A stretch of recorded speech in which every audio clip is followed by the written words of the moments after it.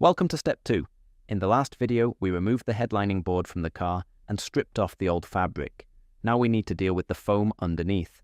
When you look at the board, you'll see the foam is still intact across the surface. If you apply the adhesive spray directly onto old foam, it won't bond properly to the new suede. Over time, the fabric will start to lift or bubble, and all your work will come undone. Start with a stiff hand brush and work across the surface. You'll find it starts to come away, but on the larger flat areas, this can be slow going by hand.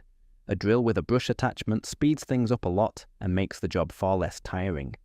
For the corners and the tighter areas around the edges, switch to a smaller metal bristled brush.